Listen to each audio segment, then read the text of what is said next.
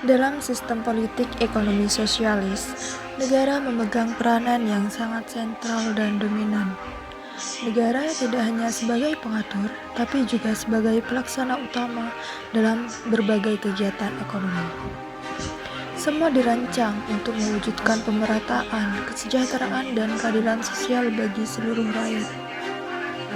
Pertama, negara bertindak sebagai perencana utama ekonomi.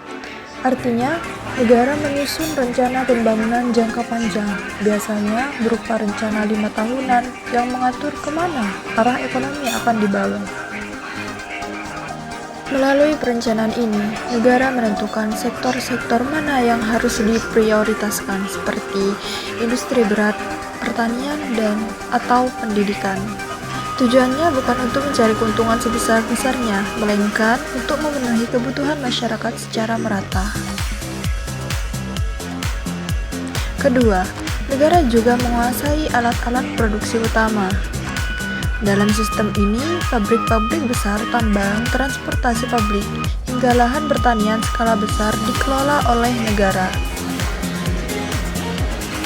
Hal ini dilakukan untuk menghindari penumpukan kekayaan di tangan segelintir orang dan mencegah eksploitasi terhadap kelas pekerja.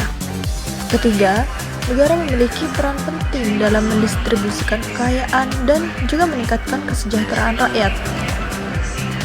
Caranya bisa lewat subsidi untuk kebutuhan pokok, layanan kesehatan, dan pendidikan gratis hingga jaminan sosial.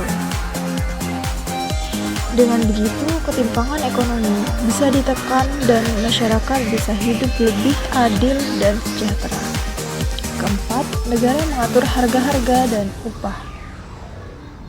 Dalam sistem sosialis, harga barang pokok tidak dibiarkan mengikuti mekanisme pasar, tapi ditetapkan oleh negara agar tetap stabil dan terjangkau.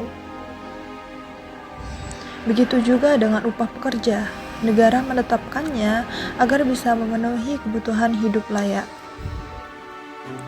Kelima, negara menjalankan fungsi pengawasan dan regulasi ketat terhadap semua aktivitas ekonomi. Dari proses produksi, distribusi, hingga konsumsi, semua diawasi agar sesuai dengan rencana dan tujuan negara, yaitu kesejahteraan bersama, bukan untuk keuntungan individu atau kelompok tertentu. Keenam, dalam sistem ini, peran pasar bebas sangat dibatasi. Negara menggantikan fungsi pasar dalam menentukan apa yang diproduksi, seberapa banyak, dan untuk siapa.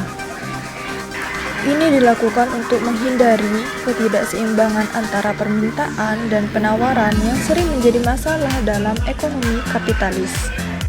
Kesimpulannya, negara dalam kondisi sosialis bukan hanya mengatur, tapi penggerak utama ekonomi.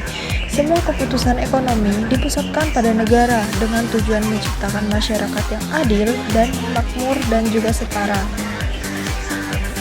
Namun, penerapannya juga punya tantangan seperti birokrasi yang terlalu besar, potensi inefisiensi, dan kekurangan inovasi karena minimnya kompetisi pasar.